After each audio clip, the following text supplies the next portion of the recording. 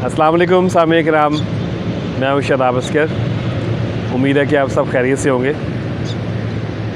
अशफाक अहमद साहब अपनी किताब में लिखते हैं कि दूर किसी जगह पे एक शख्स रहता था जिसका एतकाद और तवक्कुल अल्लाह ताला पे कमाल का था। उसके पास एक घोड़ा था जिससे वो बहुत ज़्यादा प्यार करता था। घोड़ा इतना खूबसूरत था कि जो शख्स भी उस घोड़े को देखता उसकी तारीफ़ किए बगैर रह नहीं सकता था। एक मर्तबा बादशाह वक्त का गुज़र उसके गांव से हुआ तो उसकी नज़र उस घोड़े पे पड़ी। बादशाह ने उस शख्स को बुलाया और कहा कि आप अपनी मुँह मांगी रकम बताएं, मैं वो अदा करके ये घोड़ा आपसे ख़रीदना चाहता हूँ। उस शख्स ने कहा, बादशाह सलामत, मैंने ये घोड़ा अपनी मोहब्बत के लिए पाला हुआ है, मुझे इस घोड़े से बहुत प्यार है, मैं ये बेचना नहीं चाहता। बादशाह को उसका इनकार पसंद नहीं आया और बादशाह ने कीमत बढ़ानी शुरू की और यहाँ तक कि बादशाह ने कहा कि मैं तुम्हें अपनी आधी सल्तनत देता हूँ, ये घोड़ा मुझे दे दो। उस शख्स ने कहा कि बादशाह सलामत, आपका एहतराम सर आँखों पे, लेकिन मैं ये घोड़ा बेचना नहीं चाहता। बादशाह मायूस होकर चला गया तो उस शख्स के गांव के लोग उसके पास आए और कहने लगे कि तुम्हारी तो किस्मत ही ख़राब है, अगर तुम ये घोड़ा बादशाह को दे देते तो आधी सल्तनत की वजह से तुम भी अय्याशी करते और हम भी मौजें करते। उस शख्स ने कहा कि ये घोड़ा मैंने अपनी मोहब्बत के लिए पाला है, अगर मैं ये घोड़ा बादशाह को नहीं देता तो इससे मेरी किस्मत कैसे ख़राब हो गई। लोगों ने उसको मलामत किया और लोग चले गए। अगले रोज़ जब वो सो के उठा तो उसने देखा कि जहाँ पे वो घोड़ा बांधता है उस जगह पे उसका घोड़ा मौजूद नहीं है। जब उसने थोड़ा सा इधर उधर देखा तो उसे पता लगा कि उसका घोड़ा जो है वो वहाँ से जा चुका है। जब लोगों तक इस बात की खबर पहुँची तो लोग उसके पास दोबारा से आए और कहने लगे कि तुम्हारी तो किस्मत फूट गई है, तुम्हारा घोड़ा चला गया, अगर तुम ये घोड़ा बादशाह को दे देते तो तुम्हारे पास सल्तनत भी रहती और तुम ज़िंदगी भी अच्छी गुजारते।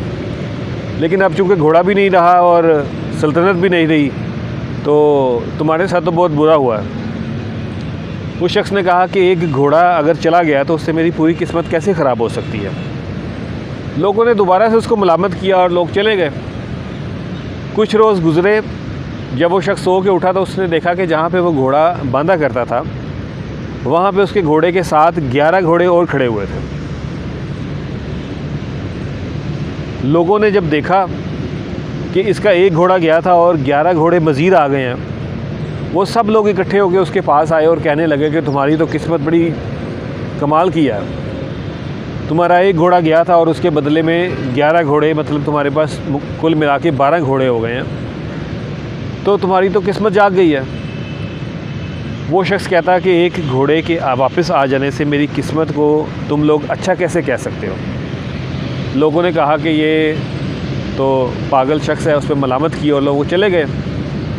उस शख्स का एक बेटा था, उस बेटे ने अपने बाबा से कहा कि बाबा अगर आप मुझे इजाज़त दें तो मैं इन घोड़ों की ट्रेनिंग करूंगा और ट्रेनिंग करके इनको सुधारूंगा।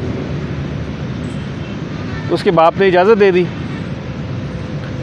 दौरान ट्रेनिंग उसका बेटा जो है वो एक घोड़े से गिरा और उसकी टांग की हड्डी टूट गई।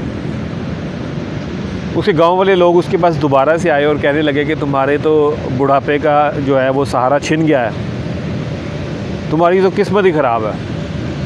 उस शख्स ने कहा कि ये चोट मेरे बेटे की नसीब में लिखी हुई थी, मेरे बेटे को चोट लगने से मेरी किस्मत कैसे ख़राब हो सकती है।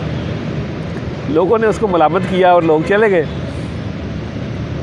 कुछ रोज़ गुज़रे तो उनके पड़ोसी मुल्क में जंग लग गई। बादशाह ने हुक्म दिया कि तमाम मुल्क में फैल जाओ और जिस गांव में और जिस जगह पे जो भी जवान लड़का देखो उसको ज़बरदस्ती अपनी फ़ौज में भर्ती कर लो ताकि हम उसको जंग के लिए इस्तेमाल कर सकें। उस शख्स के गांव में भी लोग जो है वो फ़ौजी आए और उन्होंने तमाम जो लड़के थे उनको ज़बरदस्ती अपनी फ़ौज में भर्ती किया और ले गए। जब इस शख्स के बेटे के पास आए तो देखा ये चूँकि ज़ख्मी था तो इसको वो छोड़ गए यहाँ पर। गांव के लोग दोबारा से उस शख्स के पास आए और कहने लगे कि तुम्हारी तो किस्मत बड़ी अच्छी है, तुम्हारा बेटा जो है वो तुम्हारे पास ही रहेगा जबकि हमारा बेटा जो है वो कोई ना कोई ज़ख्मी होके आएगा और कोई जो है वो शहीद होके वापस आएगा। उस शख्स ने कहा कि तुम लोग इतने अहमक लोग हो कि तुम लोग अपनी ज़िंदगी के एक वाक़ये के साथ अपनी पूरी किस्मत को जोड़ देते हो। अगर तुम लोगों की किस्मत में, अगर तुम लोगों की ज़िंदगी में कोई एक अच्छा वाक़या होता है तो तुम लोग कहते हो कि किस्मत अच्छी है, और अगर कोई एक बुरा वाक़या होता है तो तुम लोग कहते हो कि किस्मत बुरी है। ये बात क्या है कि उस शख्स ने अपना सामान उठाया और वो गांव छोड़ के हमेशा के लिए चला गया।